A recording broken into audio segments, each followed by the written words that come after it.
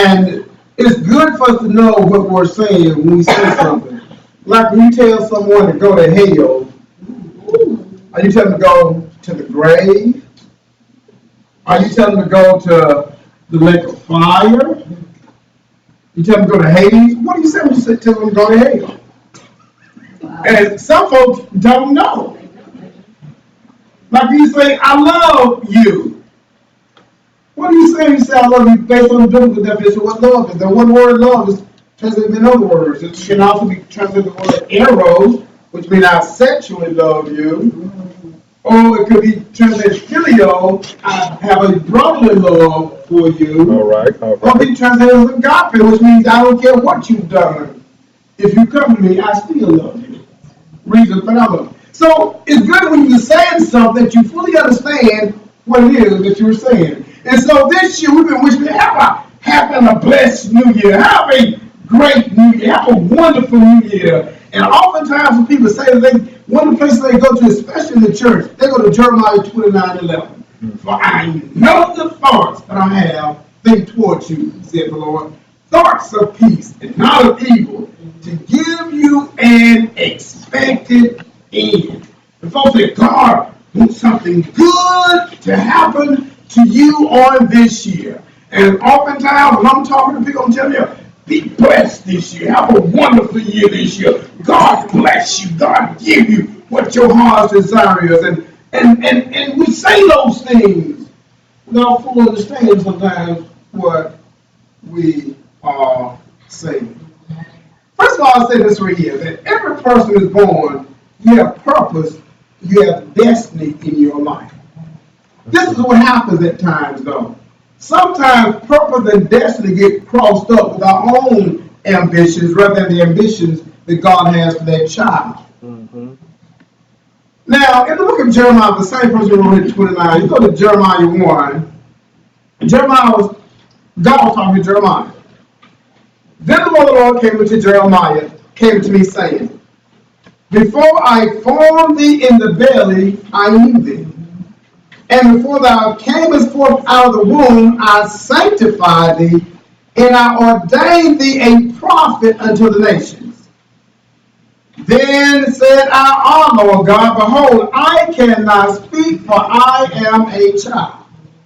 But the Lord said unto me, say not, I am a child, for thou shalt go to all that I shall send thee, and whatsoever I command thee, thou shalt speak. Be not afraid of their faces, I want thee to deliver thee, saith the Lord. Now, what does God say to them? God said, Jeremiah, I'm the one that put purpose in your life. Right. I'm the one that gave you destiny. He said, before your mama and dad even thought about you being born, God told Jeremiah, I formed you. I knew you.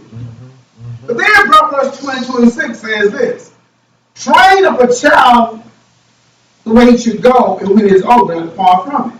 So you got the parents supposed to train, but then God said, tell the child, I have destiny, I have purpose for your life. Mm-hmm. And sometimes there can be a conflict there, where the parents are trying to overrule the child, and the child trying not to listen to the parent. All right. Well, mom, y'all generation, not my generation. We don't do like y'all did. And the person, well, if I got you doing what I did, you can get the same place I got you to do what I did. And so you find these conflicts going on. So, well, how do we resolve those things? How do you say, well, you will have a blessed life or a good life? When God has placed one thing in me, the parents is another thing. See, this is what we need to understand what it is that we're saying. Ephesians 6:1 said, children, obey your parents in the Lord, for this is right. Honor thy father and thy mother, which is the first commandment with promise, that it may be well with thee, and thou may live as long on the earth. And ye fathers, provoke not your children to wrath, but bring them up to the nurture and admonition of the Lord. In other words, it goes together. It's not that, and see, a lot of times parents become so overbearing on their children that they try to make their children walk the same path they walk, and definitely not be what God has placed in them to do. And somebody says, Mama, I'm not going where you went, Mom, and I don't care if they want me, but that's not what I'm going to do. And understanding what is that God has each one of us to do. There's a role for the parent, and there's a role for the child knowing who they are in God. I was doing some studying, some research. And the one thing I told my key success, I'm having a blessed year. A lot of times, like we say, we want folks to have a successful year. We don't even know what success is. We don't know what it is. A guy by the name of James Heckman, he's an economist at the University of Chicago, who won, in 2000, won the Nobel Prize for Economics. He brought together all these people, psychologists and economists, trying to understand, well, what is it that makes a person successful? And see, this is what we miss it. We want folks to be successful, and we don't understand what it means to be a success. Listen to what he said. When they brought them together, this is some of the conclusions they came away with. As the answer to these questions emerged, the evidence points not to intellectual ability. Being successful is not based on intellect. We taught that lie that if you go to school, become a doctor or an attorney, you will be a success. And so sometimes because our children are not doctors and attorneys, we think, well, they failed. I know two people right now. One person went to job with me, another person I know. One of them went to law school, graduated from law school, saying he cannot find a job. Graduated from law school. He said he's glad he's got his MBA because now he can go find a job with his MBA. He said that his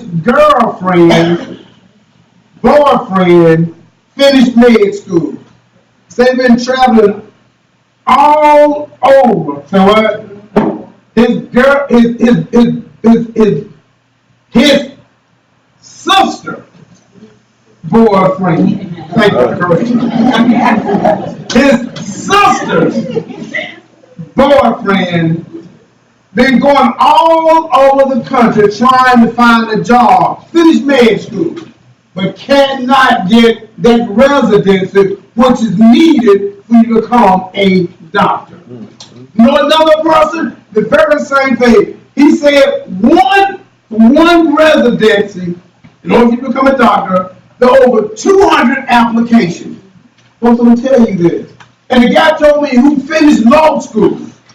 Guy told me this here. He said, I probably would have been better off if I'd been a plumber or a construction worker making $65,000 a year than trying to find a job. I got $250,000 to hire debt, trying to pay it off. Yep. I don't even have a job. That's right. Oh, become a doctor, become an attorney.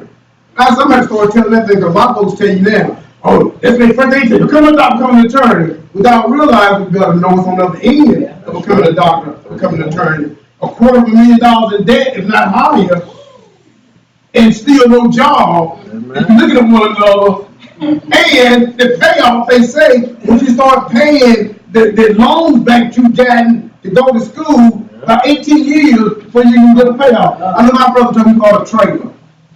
He said he bought a trailer, he got there in Cedar Grove. He bought a trailer. He moved his trailer, and he said, the doctor moved me not too far from got a trailer too. So the doctor said, excited and happy, I got a trailer. All that year, all that time, going to school, and then what you have to show for it. This is what they concluded. Intellectual ability is not a guarantee for success. A lot of folks have gone through that drain and they found I'm still not successful. Listen to what else they said.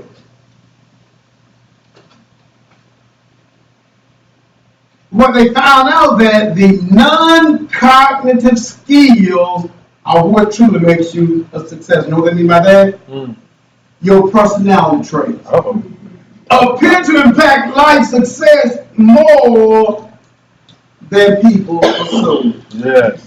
Your character, your traits, what you are, are you loving, you're giving, you're kind person, these things tend to impact your success more than anything else.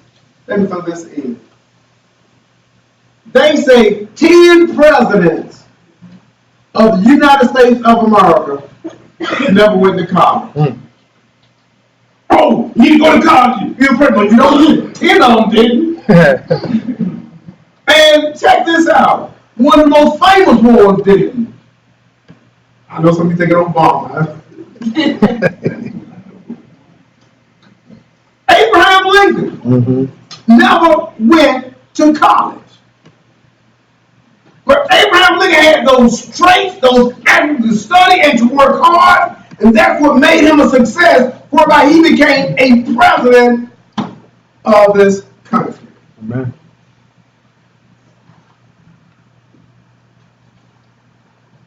Training and skill of a job do contribute to success, but other qualities such as persistence, self-control, conscientiousness, self-confidence, and curiosity matters more.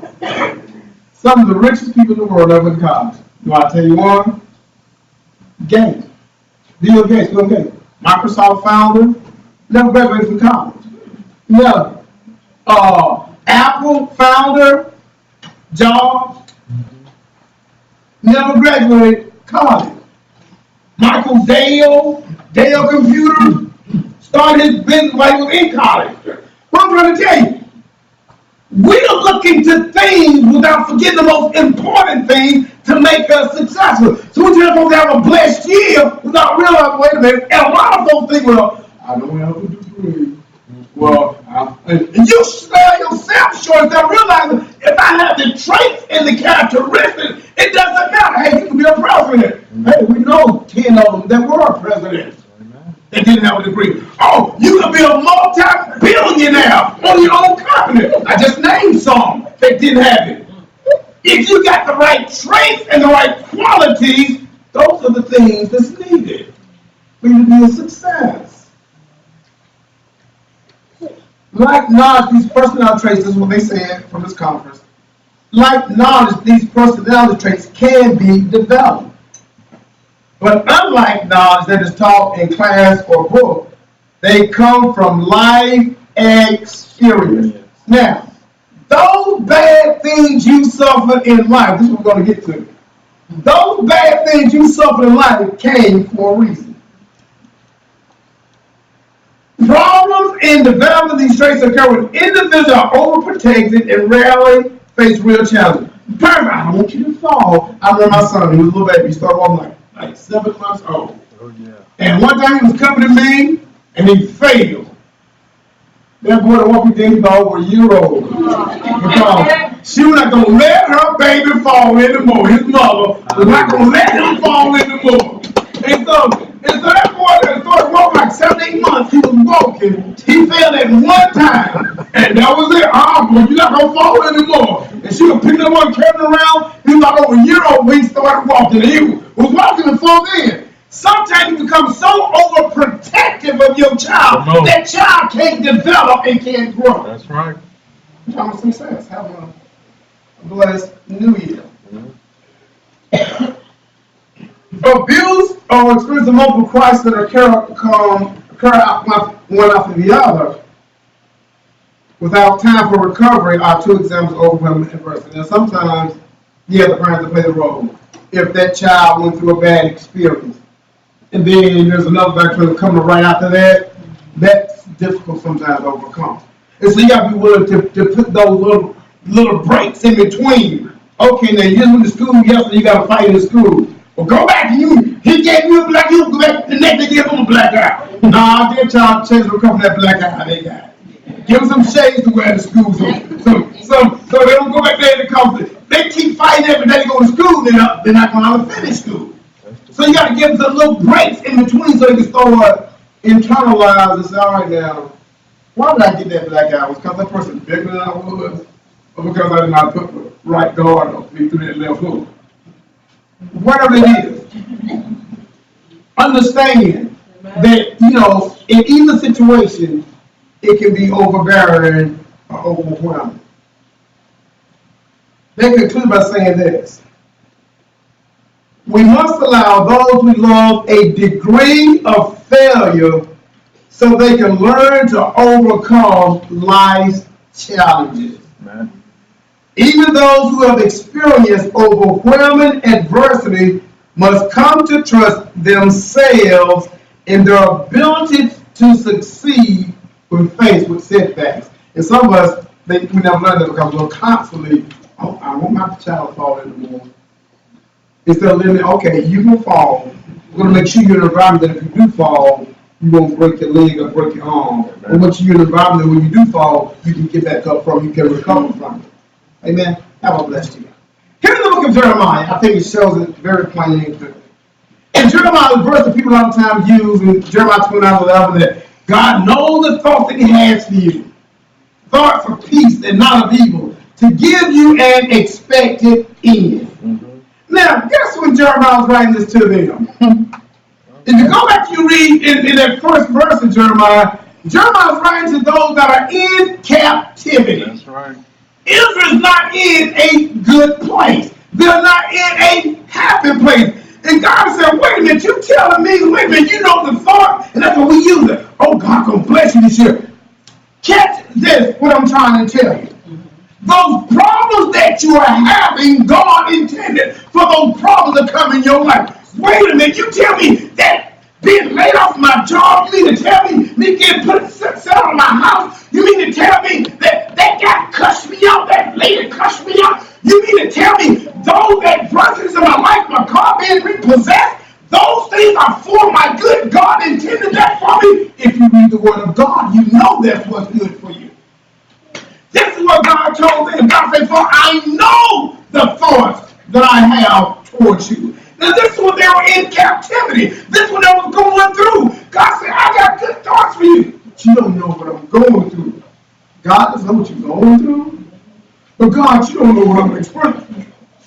God doesn't know what you're experiencing. God knows everything you're going through. But God allowed that thing to come up in your life. This is what I keep saying this verse over and over and over again.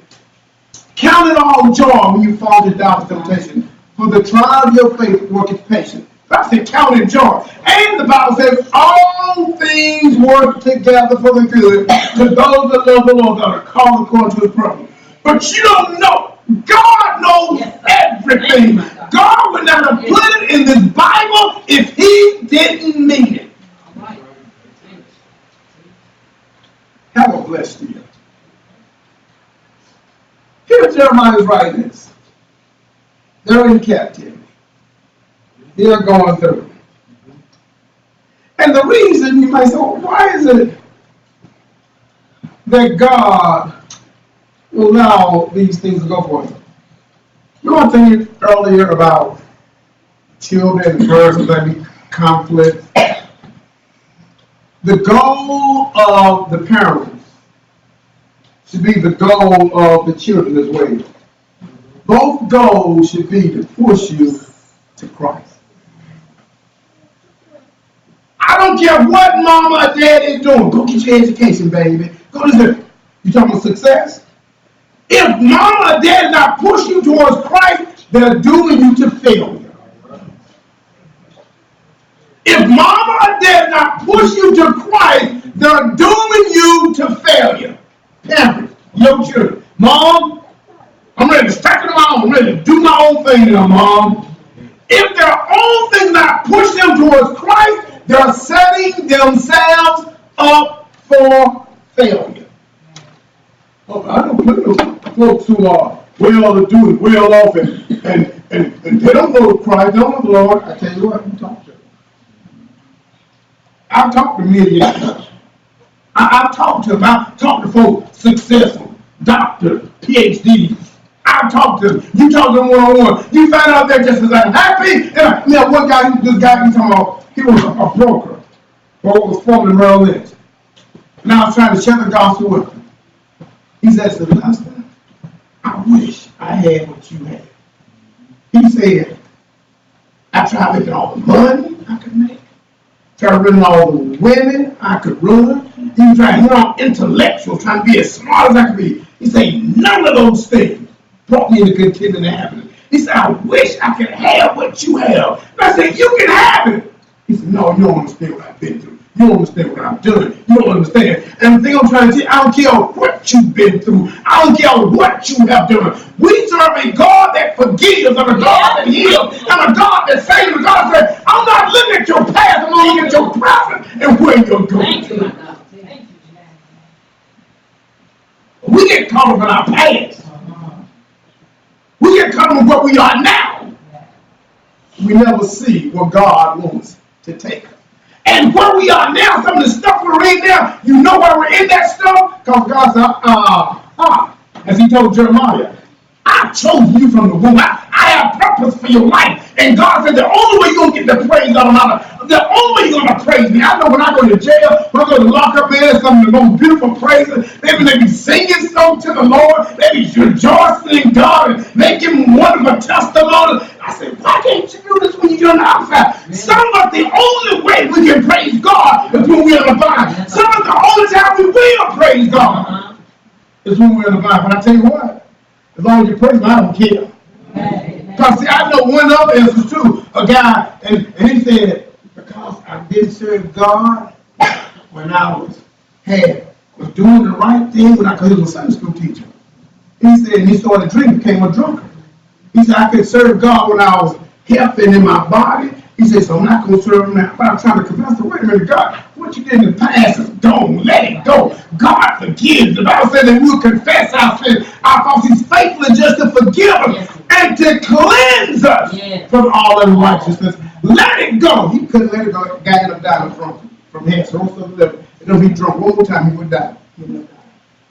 God doesn't care about your past if you're willing to come to him, if you're willing to accept him. That's what God wants. But God said, you know what? I'll allow that thing to come up in your life to bring you back to the point where you pray, where you seek me, where you talk to me. Those things that you want, you haven't gotten yet. Those things you thought you want to do, and it seems like it's never coming your way in your life. It seems like you fall from one thing to the other, one thing to the other. The reason why God says, I'm trying to get you to the point where you will talk to me, where you will pray, where you will seek me, where you will follow me. I'm trying to get you to the point. Get out of your past, come to your brother, and know where God is in your life. Jeremiah 29:12 says, then shall you call upon me, and ye shall go and pray unto me, and I will hearken unto you. And the 13th verse, and ye shall seek me and find me when ye shall search for me with your heart. God told Israel, you're going to be in that body for 70 years. So 70 years, you're going to be in Babylon for 70 years. And they'll complain, hey, false prophet. No, we're not going to be here. We're going to break the yoke. We're coming out. You know how folks tell you, this year's going to be your best year yet. God's going to bless you. God's going to prosper you. And God said, no, I'm not either. God said, I'm going to put you in a dungeon of life. God said, I'm not even going to lock some of you up. God said, you know, I'm going to give you accident, collision, mishap. God said, I'm going to let those things come in your life. You said, wait a minute now. That's not God's word. That is God's word. God said, I want you to know that I love you so much that I will put you in the dungeon of life so that you will turn to me, pray to me, seek me. Thank you, God. And see, if you do that, then you will find me. And if you find me, you know, if you got me, you got everything. Nothing you need to worry about in life. So now, God wants to bless you. God will give you a good year. Oh, this is your best year yet. I'm not. They used to be when the new year come, they put those little rhymes out. 2010, you're gonna win. You know, stuff like that. And I haven't heard from 2016 yet. 2016, you're gonna be team or whatever. What I'm trying to say, don't get into the rhymes. Get into the word of God. And if you see yourself in a place where you don't want to be, if you see yourself in a place where you don't want to go, if you see yourself there, then tell God, God, I know I need to turn to you. God, I need to pray. God, I need to seek your face because I want this year to be a successful year. And check this out, what I just said earlier. For these great economists, psychologists came together to realize, you know what the trials do for you if you don't fail your trials? It builds character. It makes you into a better person. I mean, because this is why I think my age group, we have so much compassion and love and giving. See, God, when we came up, we didn't have a whole lot. And I remember my mama and daddy, they used to walk to church. And my daddy, sometimes, we was walking to church, he would get a piece of cardboard, stick in the bottom of his shoe, keep rocks and stuff from, because he had holes in his shoe. I remember when folks would come to the house and the doors were open and people would come in and we had new feet on the table most of the time. But never they turn somebody away. Because see, when you ain't got nothing, you ain't trying to impress anybody. But when you got something, you try to impress. Well, you can't come to my house. You're not dressed right. Folks come there ragged, no shoes on their feet, they still can't get out a biscuit off the table. Why? Because that thing produced a characteristic of humbleness and humility. Because you realize I have not always had anything. And I realized when I did get it, I had to share with others. But now, we're to the point now. I remember we used to ride to church. We would ride in church. We had one car. And just my family, over 14 of us. We were all squeezing in one car. We opened up the trunk of the car. Someone would jump in the trunk, get in, and we came to church. And now, folks come to church now, one driving car A and the other driving car B. Because they can't even ride together to church. I'm talking on somebody. They can't even ride. That humility is going. When you come up with home again, see, that's the thing we do. We're going, I want my child here. I want my child here. So we give our children all these things. And you give them all these things, and the children are being still ungrateful. Still not thankful. Because when you think that you're feeling bad, okay, my child, a precious diamond necklace. And she said that she wants a diamond bracelet too. I don't have a matching diamond bracelet for my child, so I feel so bad. Exactly. And that's what I'm saying. We're not teaching that humility to our children. And God is saying, you know what, parents? You don't teach it. Step back, let me teach it. The child said, I had one child. I think I had more than one. He wanted to run away from home at 10 years old, 8 years old. I'm gone. I'm leaving the house. They go to the street corner and come back.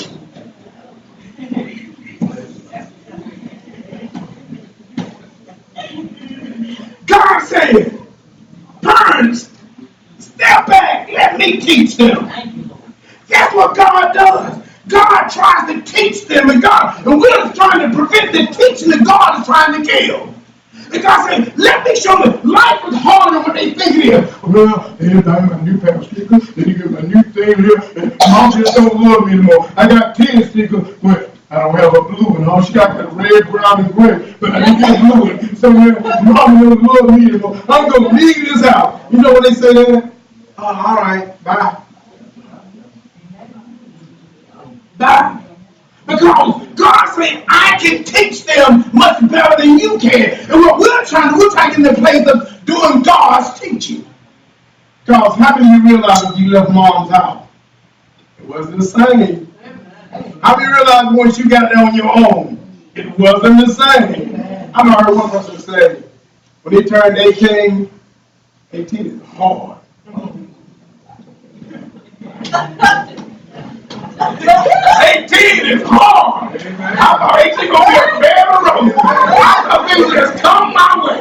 I thought I had what I wanted. My old man now, a young man now, I can do these things. And when they turn 18, they begin to realize, what? Man, I gotta make my own food.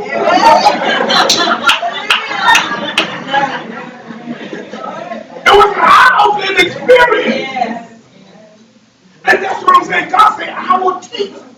Oh, God is saying, for a blessed you, God said, I want to build those same traits and characteristics these economists talked about. I want to build those things in you, but God said, the only thing I can do is that you got to seek me. I told you for 70 years you're going to be there. I don't care what the false prophets say. I don't care somebody come and say, oh, girl, you shouldn't be with that man. Find somebody to do you better. I don't care what they say. That situation you need, understand. This is the hard thing to understand. That situation that you're in, understand, God placed you there. But God didn't place you to destroy you. God placed you there to give him you. God placed it for you to seek Him. God placed it, and that's what God did with Israel here in Jeremiah. God placed them there so they would turn to Him. 14th verse. And I will be found of you, said the Lord, and I'll turn away your captivity. And I will gather you from all the nations, from all the places whither I have driven, said the Lord.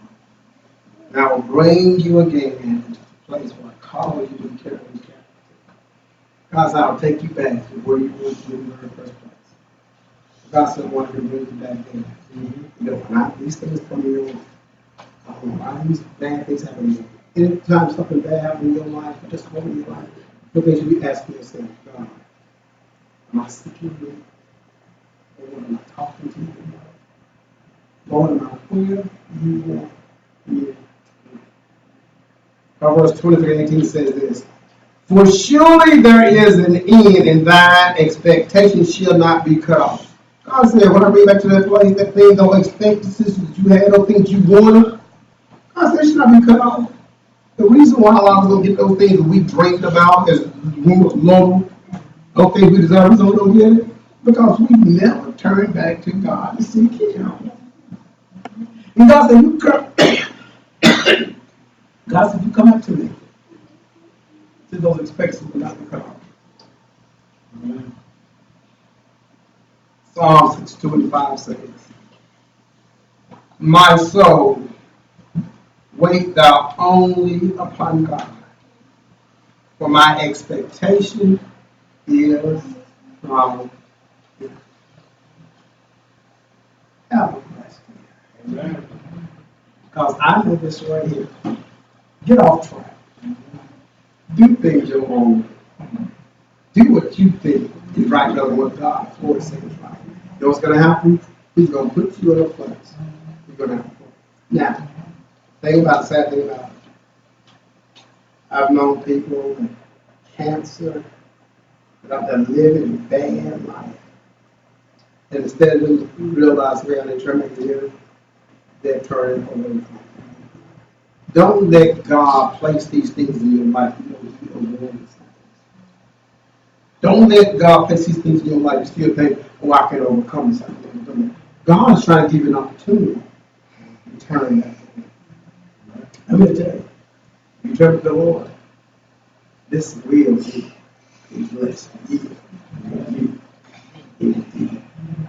The Bible says, what God blesses, let no man curse.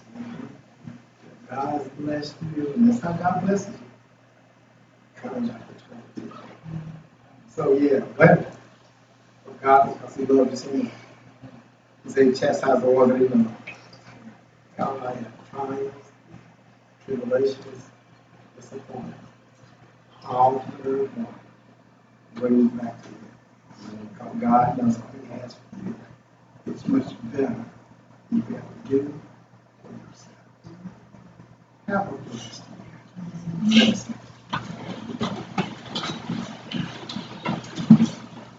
Is there one desires prayer today? Is there one? And what desires prayer? Sabrina, look at me, Sabrina. Does anyone desire prayer today? Look at me, Sabrina. You desire prayer today? Look at me. Do you desire prayer?